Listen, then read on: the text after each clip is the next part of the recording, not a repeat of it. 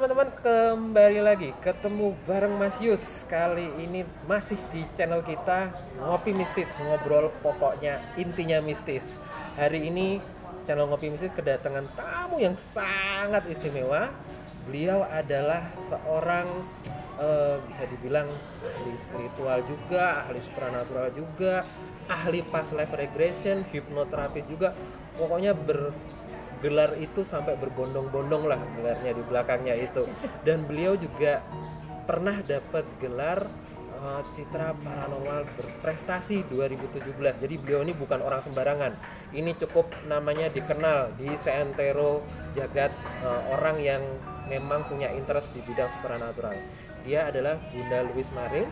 Dan hari ini Mas Yus akan ngobrolin tentang past life regression sama Bunda Louise. Sebenarnya apa sih past life regression itu, dan kemudian teknik-teknik past life regression itu kayak apa sih, dan kira-kira kalau misalnya ada teman-teman yang pengen punya minat atau pengen berprofesi atau misalnya pengen mempelajari tentang past life regression itu seperti apa, nanti kita akan bahas dengan Bunda Louise ini. Bunda Louise, apa kabar? Alhamdulillah. Baik, oke. Bunda Louise, kalau boleh tahu kesibukannya apa sih? Sebenarnya akhir-akhir ini lagi sibuk apa sekarang? Sekarang kan lagi corona nih Mas, jadi aku lagi sibuk lebih banyak ngajar di Zoom, salah satunya sama sampean juga. Oh ya, ngajar jadi narasumber ya, bukan sekedar jadi narasumber tapi dari narasumber karena di Zoom gitu. Di Zoomber ya. Zoom, Ya. Terus yang kedua karena emang punya klinik ya, saya punya klinik 3, satu di Jakarta, di daerah Bintaro, satunya di Bali di Tabanan, di Kediri, satunya di Sumatera di Setiabudi Indah. Jadi 3 klinik ini karena emang sekarang corona jadi semuanya by online. Oh, jadi melayani services juga by online ya, kayak gitu by juga. online. Oke. Nah, Bunda sendiri kan sebenarnya mengkhususkan diri untuk past life regression ya? Iya, dalam hal saya ini. lebih senang memang di past life regression sudah 7 tahun belakangan. Sudah 7 tahun ya. Hmm. Boleh cerita sedikit nggak Bunda, itu awalnya sampai kemudian bisa mendalami past life regression itu kenapa sih? Bagaimana sih ceritanya? Gini, saya kan basicnya di paranormal nih ya, Indonesia. Jadi kira-kira 10 tahun yang lalu itu ya masa-masa awal kening lah pertumbuhan katakan. Nah pada masa itu saya kan dalam kondisi masih belum seperti sekarang lah, masih labil, masih dalam perjalanan, masih awal kening. Dari pengalaman hidup saya belajar bahwasanya ketika kita datang ke seorang terapis, misal seorang hipnoterapi, yang dibenerin ya mungkin paling kejiwaannya atau psikologis. Nah kalau kita datang ke seorang paranormal mungkin kan secara astral ya yang dibenerin gitu, bisa jadi secara astral atau secara batin. Nah kalau kita datang ke seorang dokter yang dibenerin adalah badinya. Nah akhirnya saya membuat satu konsep kenapa sih kalau orang nggak datang ke kita, ketiga konsep ini bisa dipadukan jadi satu. Nah jadinya akhirnya saya membuat satu program yang dinamakan Restart Body.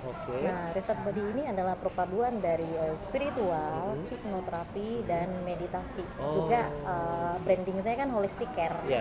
Nah jadi holistic care sendiri ini kan non medis dan medis ya gitu. Jadi di sini saya menggabungkan beberapa teknik supaya klien datang ke kita, misalnya begini, ada orang sakit, kita lihat dulu dari sisi holistiknya, kedokterannya, misalnya kita minta medical recordnya gitu. Nah setelah itu baru kita bisa lihat dari sisi non medisnya secara past life regression, atau kita lihat secara spiritual, misal memakai human design, bisa memakai pace, bisa memakai channeling soul. Nah tapi dari yang saya pelajari dari semuanya itu ternyata kehidupan kita atau destiny kita sendiri ini sangat bereratan erat itu dengan memori kita. Nah sementara memori ini bisa di tracking kan biasanya dengan teknik hipnoterapi past life regression atau channeling soul dengan memakai teknik past life regression juga gitu. Jadi past life regression ini bisa dengan 2 cara. Saya yang melihat memori dengan saya inviting memorinya ya melalui channel tertentu, atau si klien yang melihat sendiri dengan saya mengguiding si klien agar sampai ke channel tersebut. Kayak gitu. Nah, kasih gambaran dong Bunda, mungkin kan teman-teman ini banyak yang belum tahu juga sebenarnya past life regression tuh apa sih sebenarnya? Kalau untuk kata-katanya ya past life, jadi kehidupan sebelumnya ya seperti itu. Ini kan hanya sebuah kata-kata. Nah, kalau orang berpikir biasanya orang bingung, kalau orang yang misalnya beragama Muslim kan sangat tidak percaya dengan satu reinkarnasi gitu. Nah, tapi kalau orang mengerti education bahwasanya yang reinkarnasi adalah bukan roh, bukan jiwa, bukan sukma atau apapun, tapi yang reinkarnasi ini adalah copy paste file dari memori yang pernah kita lakukan ya before, sebelum kita transformasi ke casing yang sekarang. Nah, copy paste file dari memori ini yang dikatakan oleh memori eterna, bukan eksternal, bukan internal, tapi eterna, jadi memori abadi. Nah, kalau untuk dunia barat sains itu mereka mengatakan itu akasik memori ya. Ya. Nyambung. Jadi akasik record. Nah, bagaimana seorang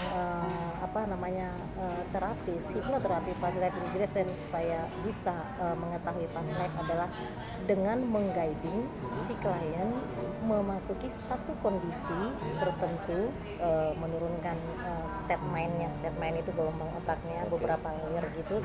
Nah, kalau memang dia sudah bisa ke layer tertentu 3,5 layer ya, itu biasanya kalau di Muslim yang saya ceritakan tadi frekuensi kun ya. Frekuensi kun, ya ada memang di dalam Muslim juga ada frekuensi. Frekuensi kun ini apa ini? Frekuensi kun itu jadi di mana dia suatu frekuensi gelombang itu cenderung datar, jadi cenderung nol. Jadi suatu titik frekuensi di mana dia masuk ke kondisi titik nol. Kalau dalam bahasa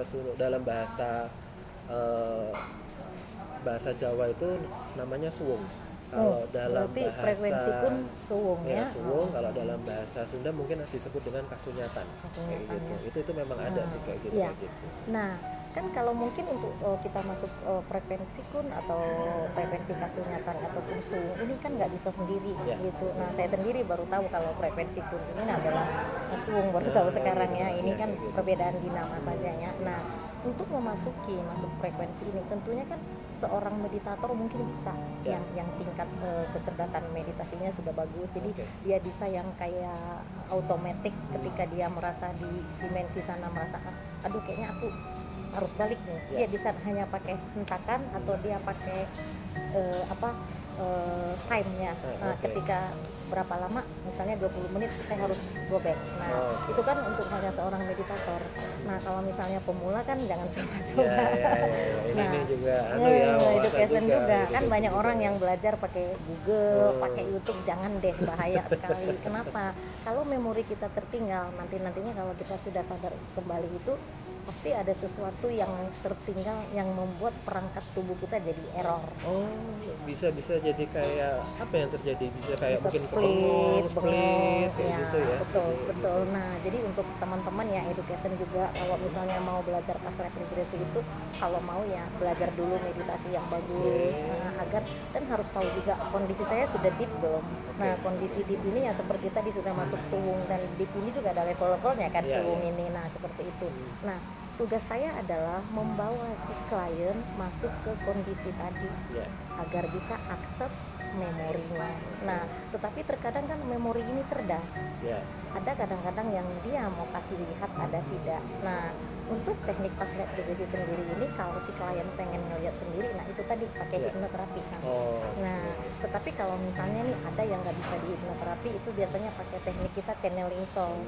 Nah, di channeling soul ini sendiri itu tidak terawang, yang banyak orang bertanya seperti apa sih ini gitu. Nah, itu dia tidak terawang, tetapi ketika kita bertemu dengan si kliennya atau cuma dikasih foto itu kita kayak tracking, inviting memory. Nah, ketika kita tracking karena sudah biasa memang di channel itu, nah si klien ini kan langsung memorinya kita langsung hadir, langsung dapat.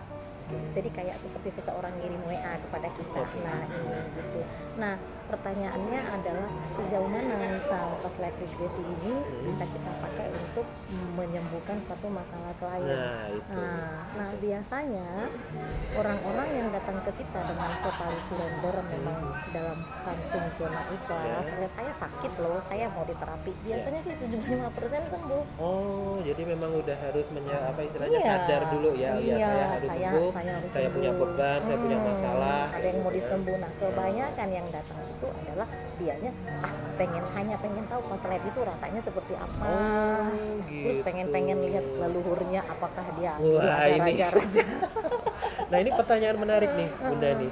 Gimana cara kemudian Bunda membedakan bahwa oh ini delusi, oh ini kemudian beneran, oh ini memang dia yang di masa lalu. Itu gimana sih Bunda untuk menghindari delusi-delusi Gini, seperti itu? awal-awal pertama pas lab 1 tahun 2 tahun itu saya menyadari mungkin di situ jam terbang belum ini ya, Oke, Kang Yus ya. oke. Mungkin dulu juga belajar bahwasanya dari case-case yang saya pelajari dari repetisi, makanya kan ada yang kayak moto yang kayak begini, guru yang kamu dapat itu bukan dari seminar, Oke. bukan dari buku-buku atau orang, tetapi guru terbaik kita adalah dari repetisi pengalaman hidup kita. Pengalaman, Jadi kan 7 tahun di pas lab ini dulu tuh saya bisa dapat spare feeling, makanya saya bilang kalau kita udah mainnya masih main di state main itu mungkin masih ini benar salah. Oke. Nah tapi kalau udah state feel itu biasanya biasanya tuh jarang salah lah, jarang meleset lah, dari 10 mungkin cuma 2 Itu lah. kalau di bahasa Jawa namanya roso. Roso Nah itu Dalam jadi gitu. misalnya ada klien nih dan kita juga satu jangan pernah leading atau kasih opini, jangan Oke. sampai. Jadi misal ketika kita terapi klien nih, kita udah turunkan gelombang otaknya nih sampai 3,5 layer, oh udah oke semua. Nah tiba-tiba si klien itu mengatakan misal, oh aku melihat sesuatu, misalnya entah pantai selatan lah, entah raja-raja mana, Oke. itu jangan langsung kita percaya bahwasanya itu yang dia lihat. Bisa jadi itu sesuatu memang halusinasi dari pikirannya ketika sebelum di pas lab dia terobsesi dengan objek tersebut. Oke. Makanya sebelum di pas live kita adakan yang kayak coaching yang bertanya-tanya dulu Oke, secara psikologis. sesi wawancara dulu lah. Kamu sukanya apa? Menurut kamu spiritual itu seperti apa? Terus kamu mau apa? Melakukan session ini just for what, untuk apa? Oke. Itu nah dari hasil jawaban-jawaban ini mungkin 5-6 pertanyaan kita tahu dong ini orang ada delusi apa enggak. Nah, itu dia. Gitu. Jadi dari pertanyaan itu kita jadinya tahu yang mau saya beresin di dia ini apa. Walaupun sebenarnya dia menyatakan poin-poin kan saya pengen diberesin A, B, C, D. Tetapi saya sering kalau saya tahu nih orang memang ada melenceng, tanpa dia pinta saya beresin. Oke.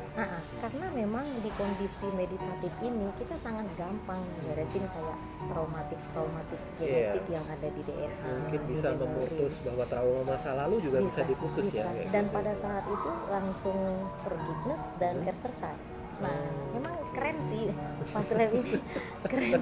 Sebenarnya namanya doang sih ya, Mat. Mungkin di teknik-teknik Jawa juga ada. Jadi yang misal dia meditasi terus dia berbicara dengan jiwanya, terus dia yang menanyakan apa salah saya. Coba kan jiwa kan nggak bertemu pernah dengan bohong. diri sejati Nah, biasanya kayak gitu, seperti kayak itu sebenarnya. Cuma beda di konsep aja karena pas live ini sendiri kan teknik dari luar. Nah, kalau orang luar memang dia membuat satu cara simple yang gampang. Nah, mungkin kalau kita di Jawa atau misalnya di spiritual kan harus olah rasa yang bertahun-tahun baru bisa masuk ke kondisi kasunyatan ini gitu. Orang luar itu kan pinter, dia bisa bermain gelombang. Nah, mereka membuat satu teknik ini cuma 40 menit induksi. Nah, misalnya bagaimana cara memasuki gelombang state mind ini, menurunkannya adalah dengan kita melakukan hipnosis. Nah, ada pertanyaan, apakah itu di hipnotis? Enggak, tidak ada. Saya nggak bisa hipnotis orang. Yang benar adalah relax terfokus. Relax terfokus. Nah, relax terfokus tanpa memberikan opini dan memang sejujur-jujurnya yang ada dari dirinya atau yang kita tanyakan itu sejujur-jujurnya. Nah, dan ketika melakukan teknik ini jangan pernah merasa gini, kita mengikuti kemauan opini si klien. Nah, kan ada dua, kita yang memasukkan opini atau kita yang ngikutin opini si klien. Jadi kita harus netral. Dan kadang kan nggak bisa dipasang. Betul. Dia nggak lihat apa-apa. Jadi kita jangan merasa kecewa. Aduh, dia nggak bisa lihat. Ya memang belum waktunya. Bisa jadi semesta belum memberikan dia lihat siapa. Bisa jadi kalau dia ngelihat itu sesuatu yang belum bisa dia lihat, dia shock bisa juga. Dan hati-hati juga kalau nge-pas live orang. Yang sering terjadi adalah ketika di pas live orangnya trance. Oh, ada kondisi kayak gitu juga ya? Kayak gitu. Iya, itu yang dibilang introjet itu kan, ada introjet yang kayak gitu. Nah, jadi dia trans itu adalah katakanlah si pendampingnya ataupun leluhurnya kan nggak semua leluhur bagus juga, PMJ juga nggak suka sama kita. Nggak suka. Dan kemudian dikulik-kulik iya, kayak gitu. dikulik-kulik. Dan ada lagi baru induksi baru 15 menit kita